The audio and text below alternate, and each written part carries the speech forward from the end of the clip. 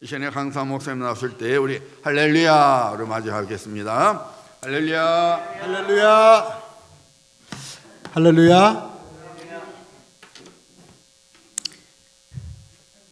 우리 같은 하나님 안에서 한 가족된 여러분들이 일주일 동안 각자 처해진 환경 속에서 살아가시다가 주일을 맞이해서 주 앞에 예배하는 이 시간이 아주 복되고 기쁜 날인 줄 믿습니다. 우리가 오늘 드리는 이 예배가 그냥 1년 52주 중에 한 주 드리는 그런 예배가 아니라 여러분들의 인생에 있어서 가장 의미 있고 가장 복된 하나님의 성령을 더욱더 충만하게 누리는 이 예배가 되시기를 주의 이름으로 축원합니다. 그래서 여러분들이 교회에 매 주일마다 예배드리러 이곳으로 올라올 때에 내 인생의 마지막 날이다, 마지막 드리는 예배다 라고 하는 간절한 마음으로 하나님 앞에 예배드릴 때 하나님의 놀라운 폭포수와 같은 은혜가 우리에게 임할 줄 믿습니다. 우리 서로를 바라보시면서 보통 우리가 어떻게 인사합니까? 할렐루야, 샬롬 이렇게 거룩하게 인사합니다. 그런데 지난주에도 제가 말씀을 드렸지만 이번 주에 만나는 우리 귀한 형제자매들 또 가족들을 같이 인사할 때 이렇게 같이 인사하십시다. 기쁘게 삽시다. 자, 우리 옆에 분들 옆집, 뒷집, 앞뒷집에 같이 인사를 좀 해보실까요? 기쁘게 삽시다. 어느 누군가가 했던 말이 기억이 나요. 그것은 뭐냐면 우리 사람이 기쁘기 때문에 웃는 것이 아니라 웃으면 기뻐진다라고 이야기합니다. 자, 여러분들, 제가 이렇게 올라와 보면 인상을 쓰고 계신 분이 있는데 그렇게 하지 마시고요. 우리가 기쁘게 웃는 모습으로 같이 하나님의 말씀을 나눌 수 있었으면 좋겠습니다. 우리가 지난 주일부터 기쁨을 훔쳐가는 도둑을 잡아라. 여러분들 설교 여지껏 수도 없이 들었을 텐데 또 부흥회들 수도 없이 참석하셨을 텐데 이런 주제를 가지고 같이 말씀을 나눈 적이 있었는지 모르겠습니다. 하지만 오늘 빌립보서를 중심으로 해서 우리는 우리가 하나님 앞에 가까이 나아가려고 할 때, 하나님 앞에 예배하려고 할 때, 또 하나님의 사람으로 이 세상을 살아갈 때 우리의 기쁨을 빼앗아가는 네 마리의 도둑을, 훔쳐가는 그 도둑을 이번 성회를 통해서 빌립보서를 중심으로 잡아내서 지난주에 말씀드렸듯이 기뻐하는 것은 하나님의 무엇이라고요? 명령이라고 이야기했습니다. 그래서 제가 데살로니가전서 5장의 말씀을 중심으로 그렇게 말씀을 드려요. 항상 기뻐하라, 쉬지 말고 기도하라, 또 범사에 감사하라. 감사하는 일과 기도하는 일에는 우리가 하나님의 명령이다 열심히 잘하는데 기뻐하는 일은 우리 한국 성도들이 잘 못하고 있는 것 같아요. 말 붙이기가 정말 어려울 때가 한두 번이 아닙니다. 하지만 우리 이번 성회를 통해서 하나님께서 명령하신 항상 기뻐하는 일에 순종하며 살아감으로 인해서 우리의 성도와 성도 간의 교회가 아름답게 기쁨으로 넘치는 그런 교회가 되시기를 주의 이름으로 축원합니다. 지난주에 기억나시나요? 첫 번째 우리의 기쁨을 빼앗아가는 도둑이 있었는데 그 도둑의 이름은 환경이라고 하는 도둑이었습니다. 우리는 신앙생활하면서 환경의 어려움과 연약함으로 인해서 하나님께서 나에게 주신 기쁨을 매 순간순간마다 빼앗겨버리는 도적 맞는 그런 삶이 한두 번이 아닙니다. 조금 환경이 어려워졌다고, 조금 조건이 어려워졌다고, 우리는 하나님이 없는 양 불평불만하고 하나님께서 그 모든 것들을 이끌어 주실 텐데, 모든 것을 해결해 주실 텐데 그 하나님을 믿지 못하고 불신하게 되는, 또 기뻐하지 못하게 되는 우리의 삶의 모습을 우리는 날마다 느끼게 됩니다. 그래서 지난주에 말씀드렸듯이 이 환경이라고 하는 이 기쁨을 빼앗아가는 도둑놈을 잡는 지름길이 방법이 있는데, 그것은 무엇이다? 하나님을 향한 일편단심이 있을 때, 그 환경에서 오는 어떠한 환경에 어려움이 온다 할지라도 오직 하나님을 향한 일편단심의 마음이 있을 때 그 환경을 이기고 나갈 줄 믿습니다. 그래서 지난주에 말씀을 드린 하나님께서 환경의 어려움을 통해 이루실 목적이 어디에 있는가, 하나님의 목적을 찾아봅시다라고 말씀을 드렸고, 두 번째로는 우리가 우리의 기쁨을 빼앗아가는 환경이라고 하는, 환경의 어려움이라고 하는 도둑놈을 만났을 때 두 번째, 우리의 삶의 우선순위, 그 어려운 환경 속에서도 먼저 하나님 앞에 가까이 가고 하나님 말씀 순종하려고 하는 나의 삶의 우선순위를 먼저 정해야 된다라고 말씀을 드렸습니다. 그리고 마지막 세 번째로 하나님을 향한 일편단심이 있을 때, 여러분 다니엘이라고 하는 사람 기억나잖아요? 그 하나님을 향한 일편단심의 마음이 있었을 때 그 환경의 어려움 속에서 하나님께서 구원해 주시고 복을 주시는 모습을 우리는 알 수가 있는 것입니다. 여러분 기억나세요? 예. 아마 기억도 잘 안 나시는 분들 많을 거예요. 당연합니다. 여러분들이 그렇게 자꾸만 망각을 해 주셔야 30년, 40년 목회하는 우리 목사들이 성경 말씀을 전하다 보면 반복이 되는 경우가 있잖아요. 그래서 그때마다 여러분들이 망각하셔갖고 새로운 말씀인 것 같이 아주 은혜 받았습니다라고 이야기하시는 분이 많이 있으세요. 망각이 하나님의 은혜인 것 같습니다. 괜찮습니다. 잊어버려도. 그리고 지난주에 제가 뭐라고 했습니까? 빌립보서를 가능하면 일주일에 한 번 정도 4장밖에 안 되니까 읽어주십시오라고 말씀을 했습니다. 여러분 기억하십시오. 하나님의 말씀은요, 공부의 대상이 아니에요.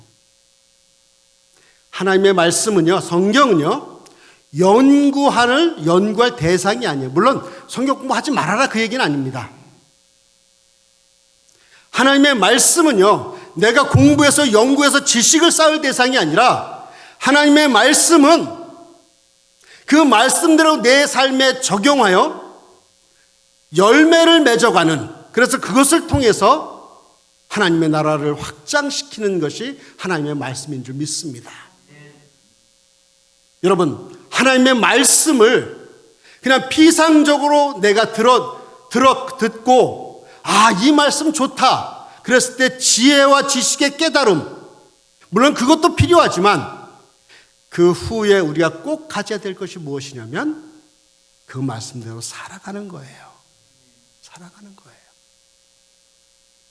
어떤 목사님이 한 교회에 부임을 하셨습니다. 그래서 많은 성도들이 이제 관심을 가지고 우리 목사님이 어떤 설교를 하실까라고 궁금해했겠죠. 그래서 길을 쫑긋 세우고 들었습니다. 첫날, 첫째 주일날 은혜를 많이 받았습니다. 그리고 두 번째 주일이 됐어요. 또 목사님이 설교를 하는데 그래도 그 많은 사람들 중에 그 망각의 은사가 좀 덜 있는 사람이 이상하다. 지난주에 전한 본문과 제목과 지난주에 설교한 내용하고 이번 주가 똑같네 라는 생각을 가졌어요. 세 번째 주가 됐습니다. 그 목사님이 첫 주에 했던 설교 내용과 본문을 내용 가지고 그대로 설교했습니다. 그랬더니 이제 성도들이 수군대기 시작합니다. 우리 목사님 잘못 모셨다. 3주 만에. 그래서 당회를 열고 당회에서 목사님을 부릅니다. 목사님, 어떻게 목사님이 되셔가지고 첫째 주, 두 번째 주, 세 번째 주 설교 내용과 모든 본문이 똑같습니까? 왜 준비를 안 하십니까? 라고 이야기했더니 목사님이 한마디 하십니다. 성도님, 말씀은요, 듣는 것이 아니라 듣고 깨닫고 그 말씀대로 살아갈 때 운동력 있고 좌우에 날 수 없는 검과 같은 그런 역할을 하는 것이 말씀입니다. 다시 말해서 이 설교를 듣고 우리 성도님들의 삶이 바뀔 때까지 저는 그 설교를 할 겁니다. 여러분, 삶이 변하지 않는 하나님의 말씀이 내 안에 들어와서 내 삶이 바뀌지 않으면 그 말씀은 세상 사설과 똑같습니다. 여러분들이 지금까지 수많은 설교를 들었고 또 지금도 많이 듣고 있고 또 부흥회도 많이 참석하셨잖아요.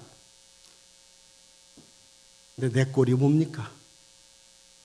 물론 성도님들은, 우리 임마누엘 성도님들은 수준이 높으셔서 수많은 변화가 있으시겠지만 중요한 것은 내가 그 말씀대로 살아가는 것. 그래서 내 삶 속에서 그 성령의 말씀의 능력이 드러나는 것. 그러한 말씀이 우리 안에 차고 넘치시기를 주의 이름으로 축원합니다. 이번 4주 동안에 여러분들과 같이 말씀을 나누면서 제가 기도하는 것이 있습니다. 그것은 뭐냐면 빌립보서의 주제가 기뻐하는 것이었잖아요. 그래서 기뻐하는 것에 장애물이 되는 도둑놈을 잡자고 우리는 이야기하고 있잖아요. 그런데 듣는 것으로 끝나는 것이 아니라 이 성회가 끝나고 난 후에 이 루이빌의 소문이 퍼지기를, 이야, 임마누엘 교회를 가면 즐거워요, 기뻐요, 모든 성도들이 웃는 얼굴로 서로 교제하고 예배하고 하나님을 기쁘게 찬양하는 그런 교회예요 라고 하는 소문이 울려 퍼지기를 주의 이름으로 축원합니다. 저랑 약속하세요. 꼭 그런 교회가 되기를 꼭 약속하시기를 주의 이름으로 축원합니다. 그래서 이제 오늘 점심 먹을 때부터 그냥 실없이 웃으세요. 아까 제가 말씀드렸죠. 기쁘기 때문에 웃는 것이 아니라 자꾸만 우리가 웃다 보면 기뻐져요. 교회는요, 기뻐야 돼요. 즐거워야 돼요. 교회는요, 많은 사람들이 와서 행복을 누려야 돼요. 그래야 교회 다시 올 맛이 나죠. 그래야.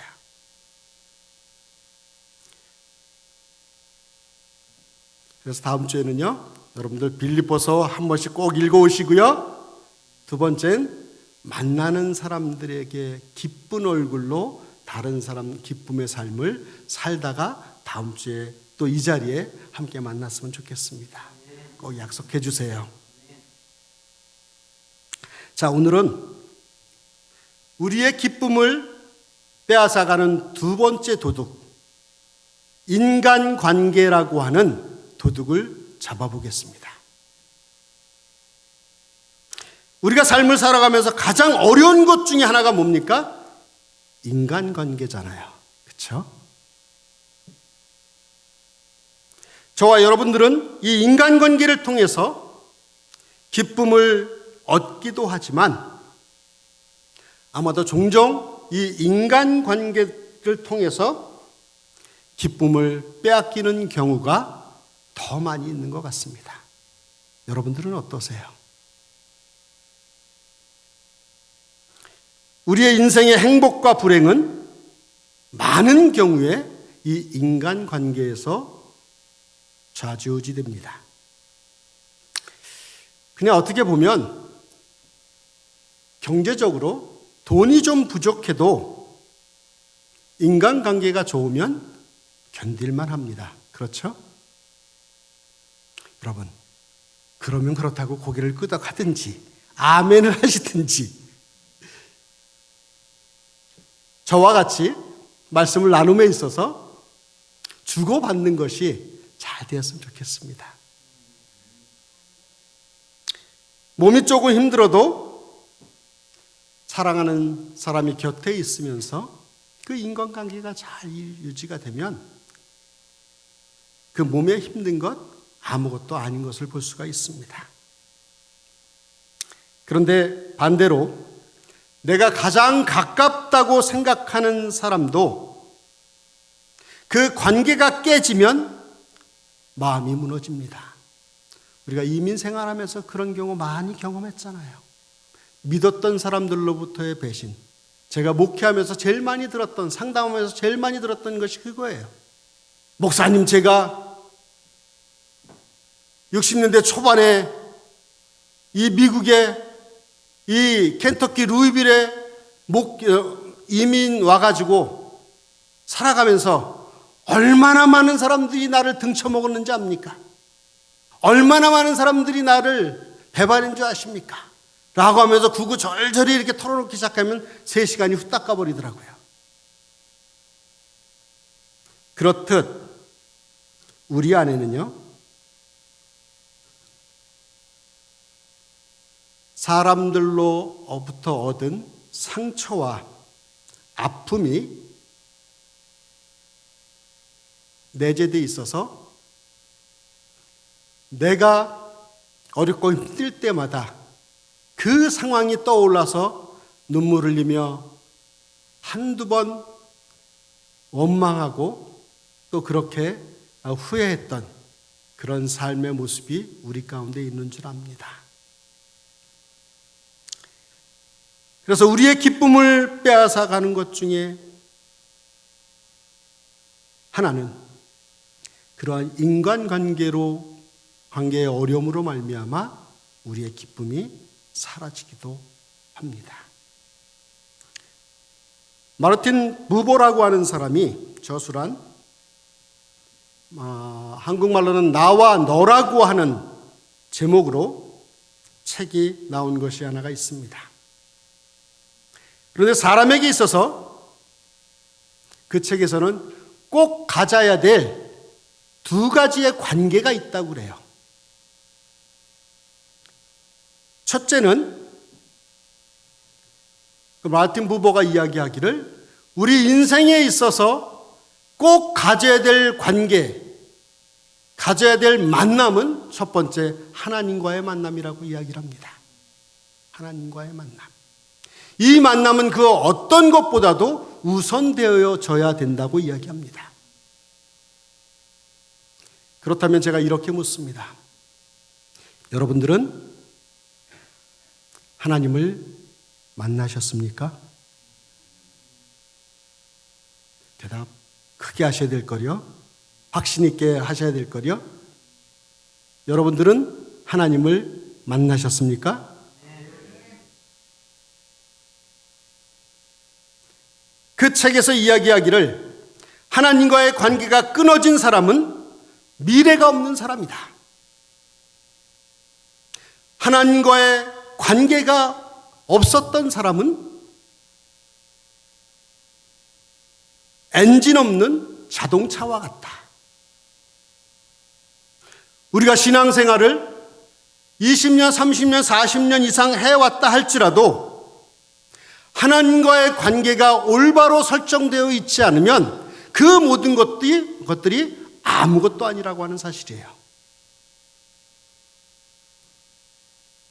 제가 이전에 신학교 다닐 때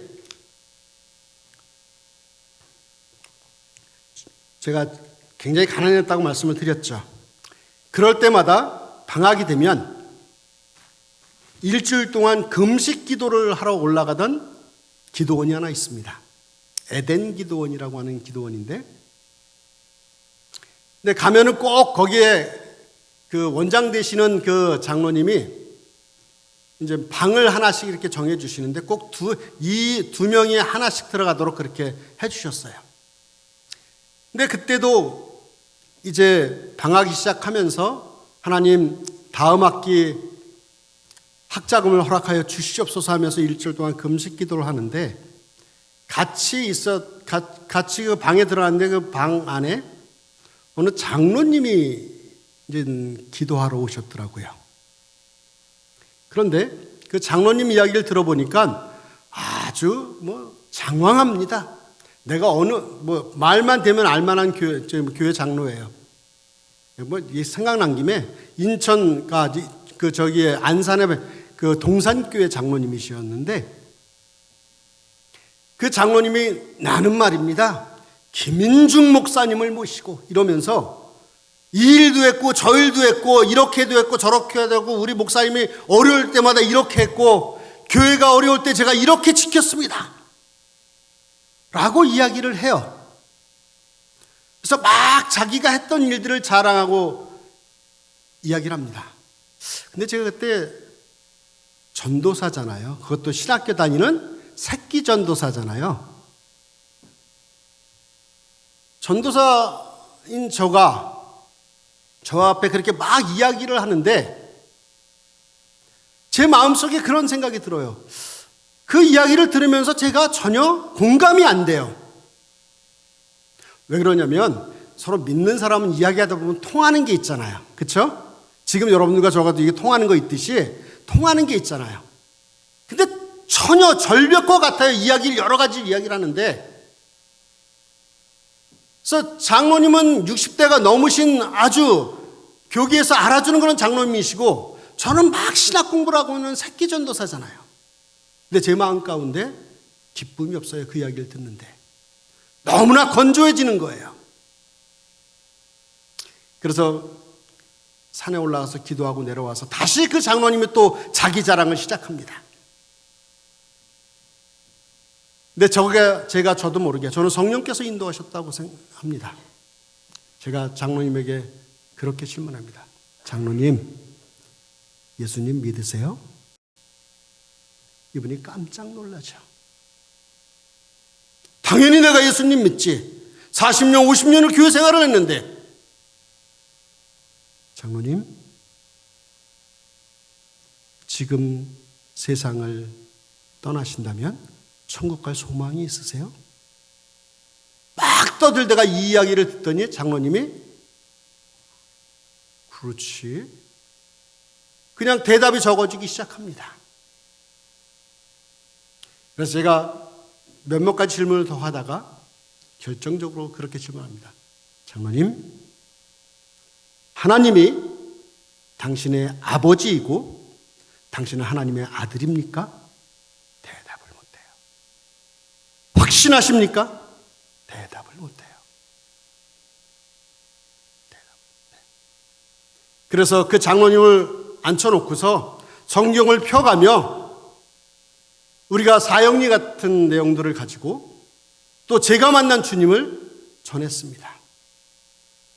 그러더니 이 장로님이 그 어린 전도사 앞에 무릎을 딱 꿇고 펑펑 울면서 전도사님이 만난 그 하나님을 내가 만나고 싶어요. 내가 만나고 싶어요. 지난 40년, 50년 내가 교회 생활하고 신앙생활 했지만 나를 위해서, 내 업적을 위해서 그렇게 이야기를 하고 그렇게 일을 하고 지금 왔는데 누구 하나 내 마음속에 주님이 계셨냐고, 하나님과의 관계가 올바르냐고 질문한 사람은 전도사님밖에 없어요. 그러면서 제가 쫙 말씀을 가지고 예수님을 소개하고 왜 예수님께서 십자가에 돌아가셨는지, 왜 그분이 다시 오실 것인지, 왜 우리가 하나님이 우리의 아버지가 되시는지를 그 짧은 지식으로 설명을 했던 그런 기억이 납니다. 제가 왜 이렇게 장황하게 말씀을 드리냐면, 여러분, 죄송한 얘기지만 여러분들에게도 동일한 질문을 드리고 싶어요. 하나님이 아버지 맞습니까? 정말 지금 이 자리에서 죽으면 천국에 간다는 확신과 소망이 있으십니까? 이 하나님과의 관계가 올바로 서지 않으면 저와 여러분들이 30년, 40년, 아니 목사라 할지라도, 목회를 아무리 잘한다 할지라도 하나님과는 아무 소용이 없는 것입니다. 이 반석, 이 믿음의 고백, 하나님은 나의 생명이시고 예수 그리스도는 나의 구원자이심을, 그 관계가 올바로 세워지지 않으면 우리의 신앙생활은 아무것도 아니라는 얘기예요. 여러분, 그런 말 있잖아요. 말짱 도루묵이라는 얘기 아세요? 말짱 도루묵이다. 아무것도 아니다. 지금까지 쌓아놓은 거. 내가 하나님과의 관계가 그렇지 않으면, 그렇게 되지 않으면 내가 교회에서 아무리 열심히 봉사해도 그것은 하나님께서 뭐라 그러세요? 마지막 날에 우리가 하늘나라에 올라가 백보자 심판 앞에서 난 너를 도무지 알지 못한다. 이와 같이 불행한 사람이 어디 있습니까? 사랑하는 여러분, 그러나 우리는 살아있고 기회가 또 있습니다. 어떤 기회요?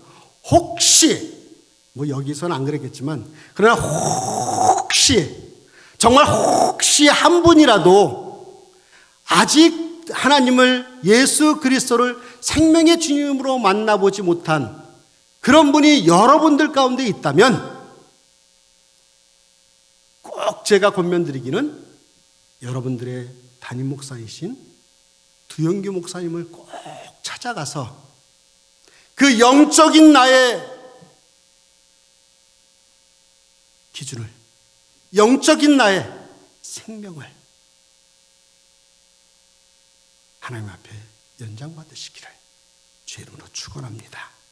꼭 목사님 찾아가세요. 정말이요. 죽기 전에 찾아가세요. 아직 기회는 있습니다.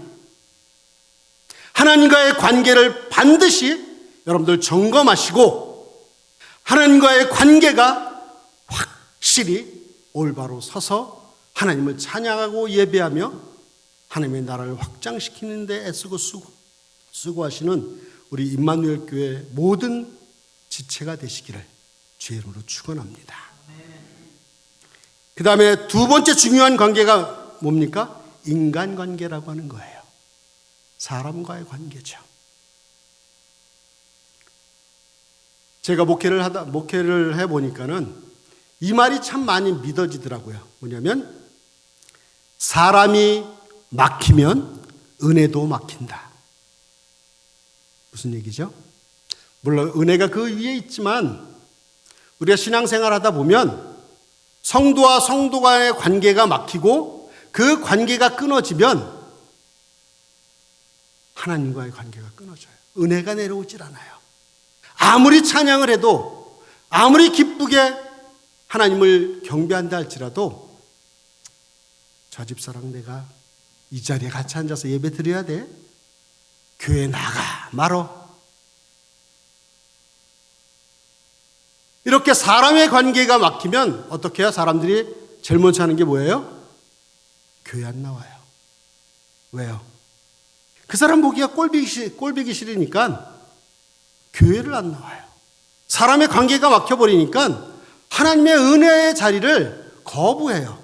참 목사로서 답답한 건 뭐냐면 아니 왜 지들끼리 싸워놓고서 하나님을 왜 외면하냐고, 왜 주일날 예배는 안 오냐고, 그런 마음이 참 많습니다. 오히려 그럴 때일수록 하나님 앞에 나와서 기도하고 하나님 앞에서 하나님 이 관계를 회복시켜 주시옵소서라고 간절히 간구해야 되는데 자기들끼리 싸워놓고 교회 안 나온대요. 이런 답답한 노릇이 어디 있습니까? 그리고 제가 한 가지 꿀팁을 드릴게요. 여러분들 신앙생활 잘하고 싶죠? 잘하고 싶지 않으세요? 정말 멋진 신앙생활 해보고 싶지 않아요? 믿음이 좋은 사람 되고 싶지 않으세요? 빨리 되고 싶다고 대답하셔야 될 거요. 그거의 가장 지름길이 뭔지 아십니까? 제가 한 35년, 40년 목회하면서 느낀 것이 있어요. 여러분들 제가 목사이기 때문에 이런 얘기하는 것이 아닙니다. 뭐냐면 제가 이렇게 30년, 40년 목회를 하다 보니까 참 저분은 신앙생활 잘하고 참 저분은 누가 봐도 임마누엘 교회 성도야 라고 칭찬을 받을 만한 사람들의 특징이 뭐냐면 담임 목사님과의 관계를 잘 갖는 사람들이 신앙생활에 성공하더라고요. 아멘 해야 좋을 거요. 제가 목사님들 이러는 게 아니라 제 경험이 그렇습니다. 대부분 저 사람 신앙생활에 별로야라고 하시는 분들은 그 입에서 뭐예요? 우리 목사님은 말이야 한 얘기 또 하고 날 쳐다보는 눈길이 이상해. 나를 맨날 째려봐. 나랑 차가워. 이런 얘기 많이 하잖아요. 네, 여러분, 정말 여러분들이 믿음 안에 서고 정말 신앙생활 잘하려면은 목사님과의 관계를 잘 가지십시오. 물론 목사가 사람인지라 실수할 수 있어요. 또 잘못할 수 있어요. 그러나 여러분들의 담임 목사님만큼 이상으로 여러분들의 영혼을 위해서 기도하고 애쓰고 수고하는 사람이 누가 있겠어요? 근데 그 목사님을 온전히 섬기지 못하고 관계를 갖지 않는다면 이 교회에서 신앙생활이 제대로 될 수 있겠습니까? 될 수 있겠어요? 저는 그런 거 많이 봤습니다. 버지니아에 있을 때 섬겼던 교회도 참 어려운 교회였었는데 그 교회를 참 어려웠던 교회의 경험을 통해서 보니까 담임 목사님과의 관계를 잘 갖는 분들이 신앙생활에 성공하더라고요. 그래도 다행인 것은 제가 듣기에 정말 여러분들 앞이라 말씀드리는 것이 아니라 여러분들의 교회 성도들은 여러분들은 이 지역에서 목사님을 잘 섬기기로 소문난 그런 교회입니다. 제가 제일 부러웠던 것 중에 하나가 우리 목사님을 잘 섬기는 성도님들의 모습을 보면서 제가 옆에서 목회하면서 참 많은 은혜를 받았습니다. 여러분, 평생 동안 여러분들의 목사님을 아름답게 섬김으로 인해서 기쁨이 넘치는 또 여러분들이 신앙이 성장해가는 그런 교회가 되시기를 주의 이름으로 축원합니다.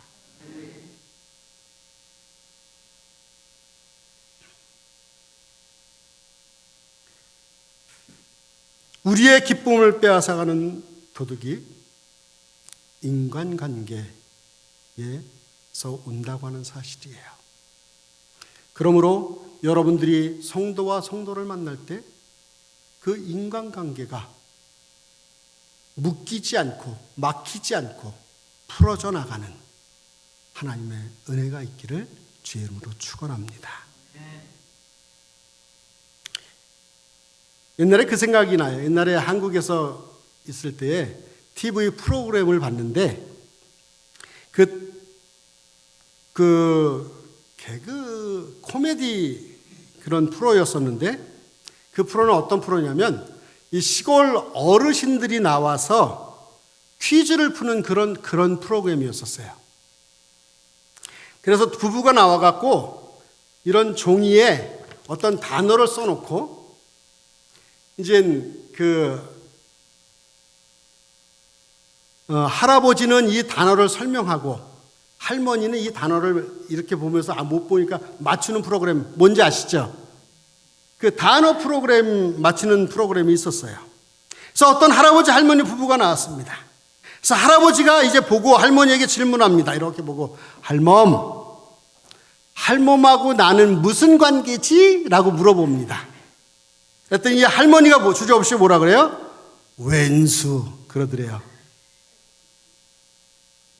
할아버지가 당황했습니다. 그래서 다시 설명을 합니다. 할멈하고 나하고 40년 50년을 같이 살았잖아. 할멈하고 나하고 무슨 관계지? 왼수 2글자 말고 4글자. 그랬더니 뭐라고 대답하는지 아십니까? 평생 왼수.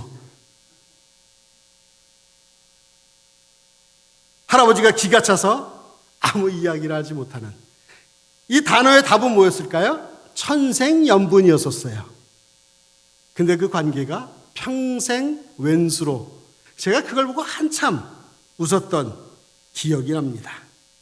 천생연분으로 살아야 할 수많은 부부들이 그 관계가 깨어져서 평생 왼수로 사는 그런 모습을 볼 수가 있습니다. 물론 인간관계는 그 인간관계를 통해서 기쁨을 얻기도 하지만 그 인간관계로 인해서 기쁨을 대부분 빼앗기기도 합니다. 그렇다면 이 인간관계에서 우리는 기쁨을 어떻게 지킬 수 있을까? 오늘 읽었던 빌립보서 2장 3절 말씀은 이렇게 이야기합니다. 아무 일에든지 다툼이나 허영으로 하지 말고 오직 겸손한 마음으로 각각 자기보다 남을 낮게 여기라라고 이야기를 하고 있습니다. 다시 말해서 한마디로 이 인간관계에서 오는 기쁨을 빼앗아가는 이 도적을 잡을 수 있는 한 가지 방법이 있는데, 그것은 그 사람과의 관계 속에서 따라서 해봅시다. 겸손한 마음. 겸손한 마음을 가지라고 오늘 바울은 이야기하고 있는 것입니다. 우리가 사람과 사람과의 관계 속에서 그 관계가 악화되어 나의 기쁨을 빼앗아 간다면 그 도둑놈을 잡기 위해서는 우리 안에 겸손한 마음을 가져야 될 줄 믿습니다.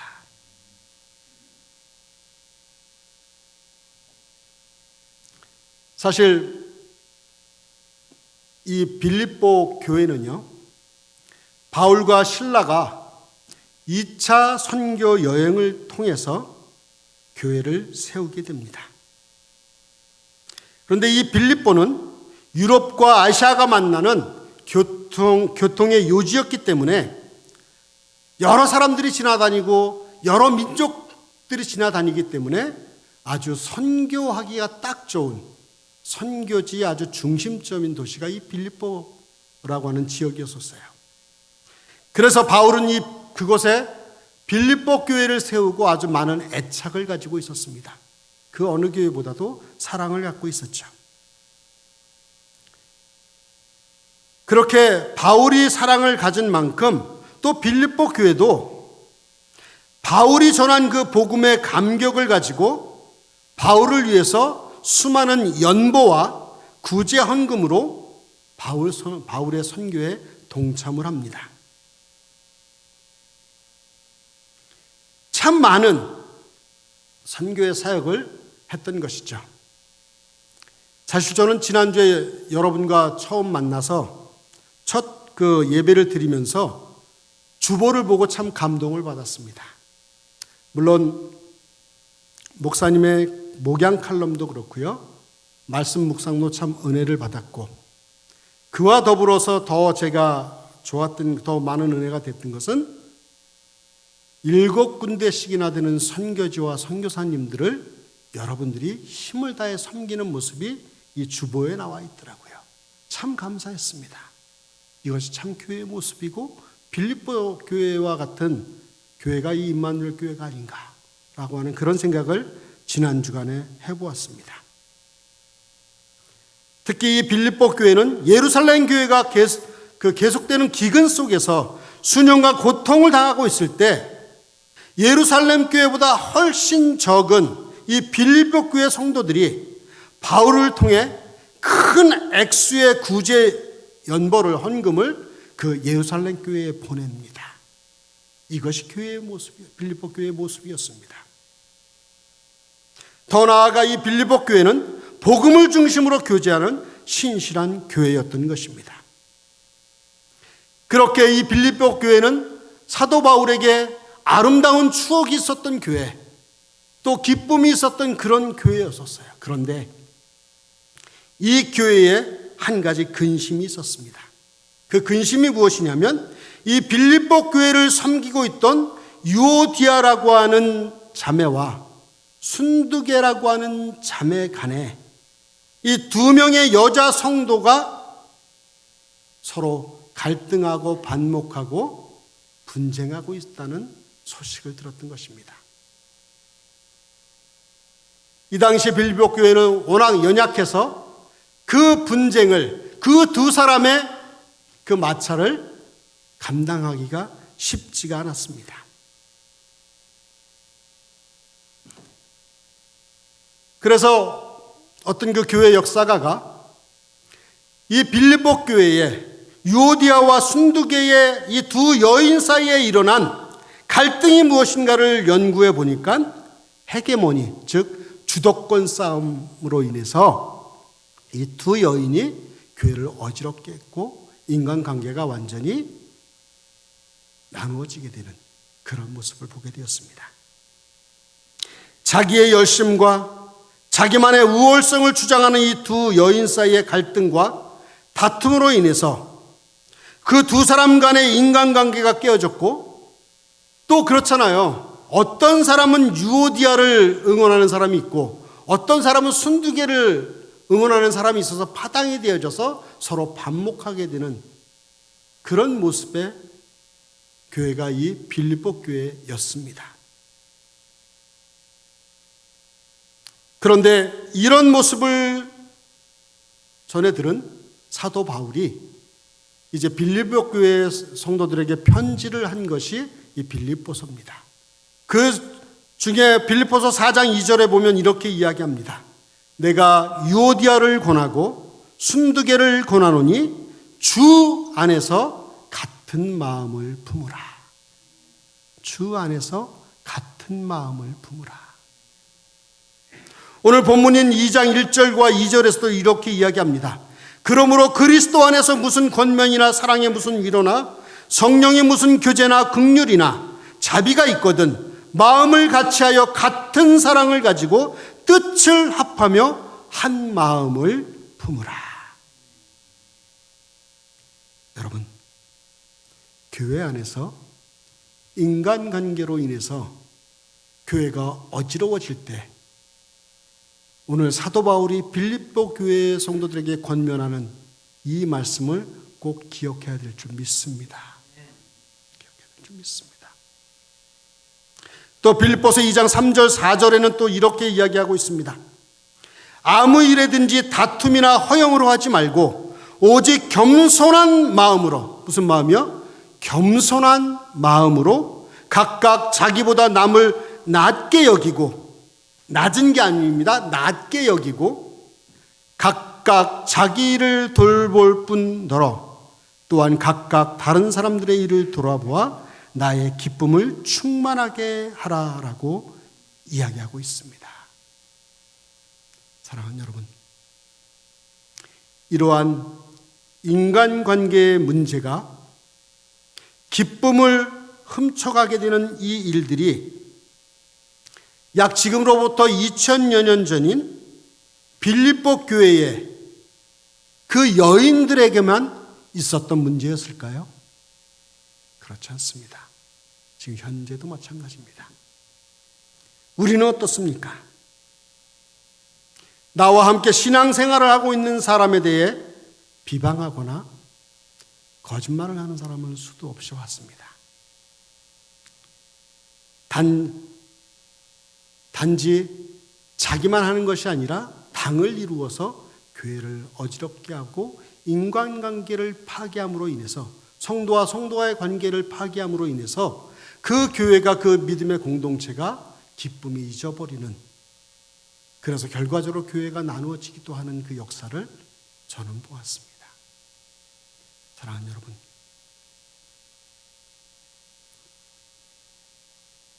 여러분들이 혹시 인간관계를 끊어 놓을 만큼의 그런 말들이나 그런 생각을 어떤 사람에게 할 때에 그 한 가지만 기억하십시오.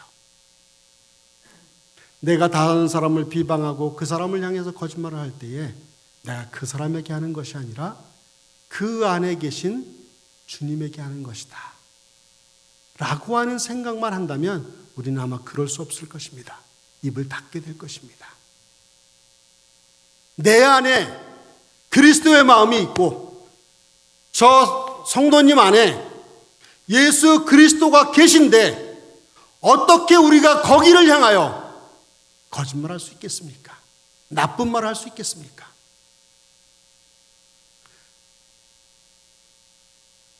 그렇게 나쁜 말 하게 되는 사람이 있다면 아마도 10중 8구 저는 제가 처음에 말씀드렸듯이 그 사람은 그 안에 하나님이 안 계신 거예요. 하나님과의 관계가 아무런 상관이 없는 사람일 겁니다. 어떻게 목사님에 대해서, 어떻게 성도에 대해서, 교회 중직자에 대해서 그렇게 악한 말 할 수 있겠어요? 그 안에 하나님이 계시지 않기 때문에 그렇지 않을까요? 아니면 상대방의 그 이야기 들는 그 사람 마음속에 하나님이 계신 것을 잊고 계시진 않는가요? 사랑하는 여러분, 바라기는 우리 임마누엘 교회 안에서 서로와의 관계 속에서, 성도와 성도와의 관계 속에서 정말 좁은 마음속에 하나님이 계신다고 하는 사실을 내가 안다면, 저분이 예수 믿는 사람이라면 절대 그럴 수 없음을, 또 그렇게 하지 않겠다고 고백하는 저와 여러분들 되었으면 좋겠습니다. 여러분, 다른 사람에 대해서 막말하는, 특별히 교회 안에서 막말하는 것, 그것은 하나님을 욕하는 일이에요. 하나님을 욕하는 일이에요. 이제 빌립보 교회에 그 어려움이 있었던, 관계 파괴했었던 유오디아와 순두계는 어떻게 됐을까요? 사도 바울이 이런 권면의 말을 했잖아요. 한 마음을 품고 한 뜻을 가지고 그리스도 안에 살아가라라고, 서로 아끼라고, 또 겸손하라고 이야기했잖아요. 근데 다행인 것은요, 빌립보서 4장 3절에 보면 유오디아와 순두계의 이름이 생명책에 기록되었다라고 이야기합니다. 이 말씀을 가만히 보면 결과적으로 바울의 권면을 통해서, 바울의 이 빌립보서 편지를 통해서 유오디아와 순두계의 그 관계는 하늘나라의 생명책에 기록될 수 있을 정도로 그 관계가 화목하게 회복되지 않았을까? 그것이 맞는 해석이라고 생각합니다. 아마도 이 두 여인은 바울의 권면을 듣고 자신들 속에 있는 죄악을 회개하고 서로의 마음의 문을 열고 대화를 통해 두 사람 간에 일어나고 있는 갈등의 문제를 해결하고 화목과 사랑의 길로, 긍휼과 자비의 길로 함께 갔을 것으로 보여집니다. 사랑하는 여러분, 우리가 신앙생활 해가면서 내가 순두계가 될 수도 있어요. 내가 유오디아가 될 수가 있습니다. 그래서 관계가 어려워짐으로 인해서, 인간관계가 어려워짐으로 인해서 기쁨이 사라지고 교회의 근심이 되고 목사님의 기도 제목이 되는 경우도 혹 있을 수도 있겠습니다. 그러나 오늘 사도 바울의 권면을 보십시오. 같은 마음을 품으라고 이야기하고 한 마음을 부어 한 뜻을 가지고 그리스도의 영광을 드러내라고 이야기합니다. 사랑하는 여러분, 저랑 약속해 주세요.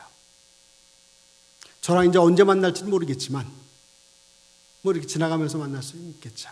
그러나 저와 한 가지 약속해 주십시오. 우리 임마누엘 교회는요, 담임 목사님이신 두영규 목사님을 중심으로 한 마음 한 뜻이에서 결코 분쟁이 있거나 싸움이 있는 것이 아니라 믿음의 공동체가 하나 되어 하나님의 영광을 드러내는 이 교회가 될 수 있기를 주의 이름으로 축원합니다. 축원합니다. 그렇게 하기 위해서는 어떻게 해요? 겸손한 마음을 가지라라고 이야기합니다. 겸손한 마음을. 솔직하게 고백을 할게요. 오늘 지금 설교를 하면서 제가 준비한 원고는 3분의 1도 사실은 못했어요. 그러면 하나님께서 이런 마음을 주셔서 느껴지는 대로 여러분들과 말씀을 이 빌립보서를 중심으로 나누었습니다. 그러나 한 가지 꼭 여러분들이 기억해야 할 것은, 교회 안에서 성도와 성도 간의 관계 속에 우리가 꼭 회복되어야 할 것이 있다면 그것은 겸손의 마음입니다. 우리의 인간관계 속에서 기쁨을 빼앗아가는 그 도둑을 우리가 잡을 수 있는 방법은 서로가 서로를 향한 겸손의 마음입니다. 겸손의 마음입니다. 빌립보서 2장 5절에서 8절은 이렇게 이야기합니다. 우리가 잘 알고 있는 말씀입니다. 잘 들어보십시오.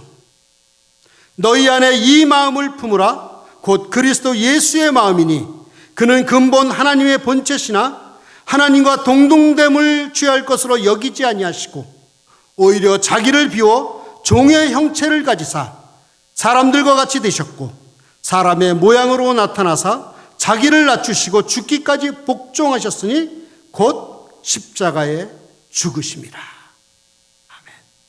사도 바울은 우리에게 예수 그리스도와 같은 마음을 가지라고 격려하고 있으면서 그 예수님은 인간이 되기 전에 하나님과 동등한 위치를 가지고 있었지만 기꺼이 자기 자신을 비우고 종의 모습을 취하여 사람의 모양이 되셔서 이 땅에 오셨고 우리를 구원하셨다라고 말씀하고 있습니다.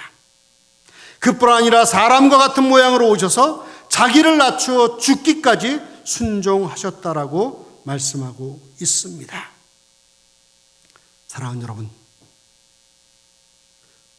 오늘 바울로부터 책망을 받은 유오디아와 순두계 두 여인의 모습은 오늘날 많은 교회의 모습이라고 저는 생각을 합니다.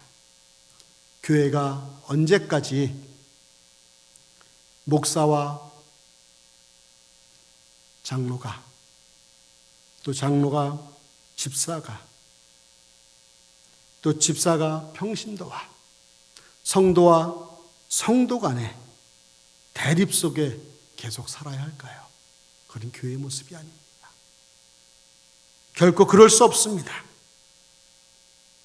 제가 바라기는 우리 임마누엘 교회에 사랑하는 모든 성도님들은 이 거룩한 강단에서 선포되어지는 류영규 목사님을 통해서 선포되어지는 말씀을 기쁨으로 받아들이고 사랑의 위로와 겸손의 미덕과 복음의 한 멍에를 지고 항상 기쁘고 즐거운 마음으로 순종하며 주의 길을 걸어가시기를 주의 이름으로 축원합니다. 정말 축원합니다. 여러분, 여러분들은 또 우리 임마누엘 교회는 보통 교회가 아닙니다. 눈으로 보여지는 것뿐만이 아니라 하나님의 성령이 이 교회와 함께하기 때문에 여러분들은 보통 성도들이 아니고 보통 교회가 아닙니다. 아니에요? 진짜예요. 밖에서 볼 때에 정말 아름다운 교회의 모습이에요. 여러분들의 소문이 목사님을 향한 사랑의 수고와 교회를 향한 복음의 헌신이 얼마나 아름다운 교회인가를 이 루이빌 지역에 많이 정평이 잘 나 있습니다. 그렇다면 왜 인상 쓰고 다니세요? 뭐가 그렇게 불만이 많으세요? 나이, 환경, 조건, 그 어느 걸 보더라도 저는 기뻐할 수밖에 없는 교회가 이 교회입니다. 제가 이렇게 할 때 아멘 하셔야 될 거래요, 크게. 정말 이러니까요. 그리고 앞으로 여러분들을 통해서, 이 교회를 통해서 이 루이빌 지역이, 루이빌에 살고 있는 수많은 영혼들이 주 앞에 돌아올 줄 믿습니다. 저는 그런 생각을 갖고 있었지만 이번에 2주 동안의 예배를 참석하면서 여러분들의 예배드리는 모습, 교회를 섬기는 모습을 보고서 저는 다시 한번 확신을 갖습니다. 부족한 종이 그런 확신을 갖는다면 하나님께서 얼마나 더 기쁘시겠어요.